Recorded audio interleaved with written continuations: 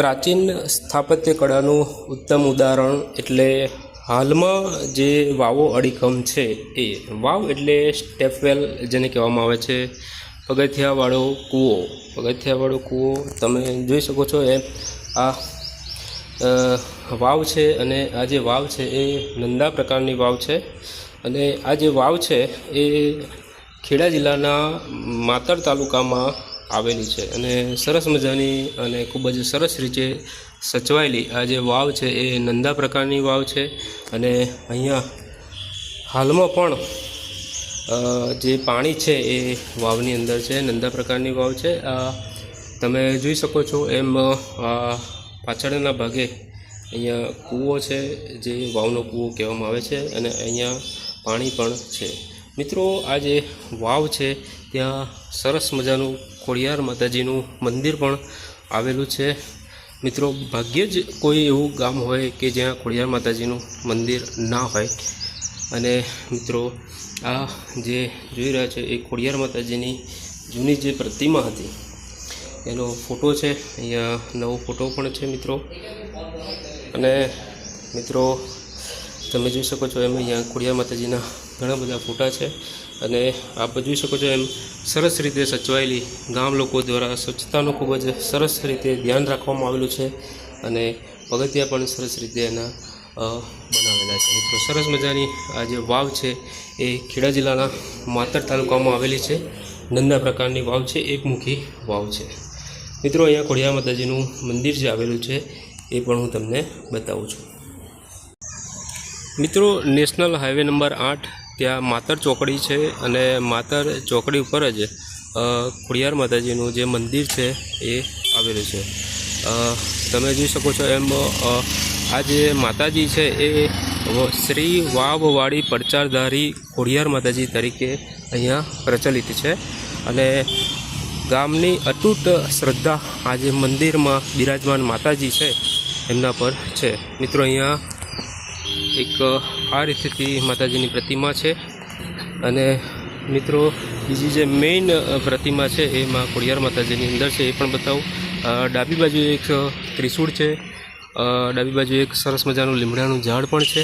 અને મિત્રો મંદિરના ઉપરના ભાગે ખોડિયાર માતાજીને જે 7 બહેનો છે એમની પ્રતિમાઓ છે, આવડ, ચોગડ, તોગડ, ખોડલ, સોનબાઈ, વીજબાઈ અને સાસાઈ. એવી રીતની જે 7 પ્રતિમાઓ જે છે ખોડિયાર માતાજીની ઉપર બહેનોની છે. મિત્રો મંદિરની અંદર પણ આપણે જઈએ, અહીંયા હવન પણ થતા હોય છે અવારનવાર. આજુબાજુના ભાગની જો વાત કરીએ તો સરસ મજાના બ્લોક લગાવેલા છે, સરસ મજાના બેસવા માટેના બાંકડા પણ અહીંયા મુકાયેલા છે. તમે જોઈ શકો છો એમ અહીંયા બાવળના ઝાડ પણ છે, બેસવા માટેની સરસ એવી સુવિધા છે.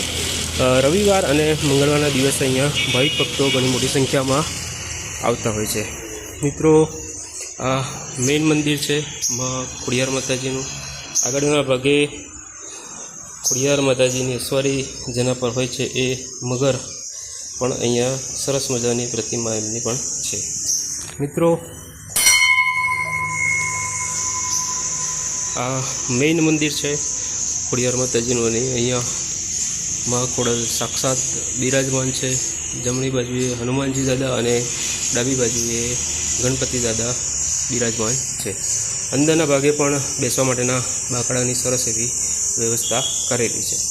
બાજુમાંથી જ એક નાનકડી ગલી છે અને ગલીના જે માંથી જતા જ પાછળના ભાગે ખોડિયાર માતાજીની જે વાવ કહેવામાં આવે છે, જે નંદા પ્રકારની વાવ છે જે આપણે પહેલાં જોઈ એ વાવ અહીંયા આવેલી છે. મિત્રો સરસ મજાની વાવ છે, સરસ રીતે સચવાયેલી છે. ગામ લોકોનો ખૂબ ખૂબ આભાર કે આજે આપણી પ્રાચીન સંસ્કૃતિ છે એને એમણે સાચવી રાખી છે. તો મિત્રો આવું સરસ મજાનું જે મંદિર છે ખેડા જિલ્લાના માતર તાલુકામાં આવેલું છે.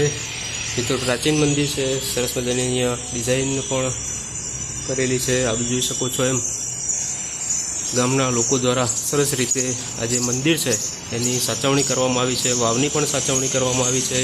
તમે જોઈ શકો છો એમ ખૂબ જ સરસ આ મંદિર અહીંયા છે. તો આપ અવશ્ય આ જે સ્થળ છે એની મુલાકાત લેજો. મિત્રો, મંદિરનો જે પાછળનો ભાગ છે જ્યાં વાવ આવેલી છે એનો કંઈક નજારો આવો છે. અને મિત્રો આપ જોઈ શકો છો એમ કૂવો ઘણો ઊંડો છે. વાવ જે હોય છે એના પાછળના ભાગે કૂવો હોય છે. આવી રીતે અહીંયા કૂવો છે. અને આ જે બીજા ભાગ છે જ્યાં આપણે ઊભા હતા પગથિયા, ત્યાં પાણી જે હતું એ અહીંયા સુધી છે. મિત્રો, નંદા પ્રકારની વાવ ગામ લોકો દ્વારા સરસ રીતે સચવાયેલી છે. તો આવી જે ઐતિહાસિક વસ્તુઓ છે, ઐતિહાસિક સ્થળો છે, એની આપણે કાળજી લેવી જોઈએ.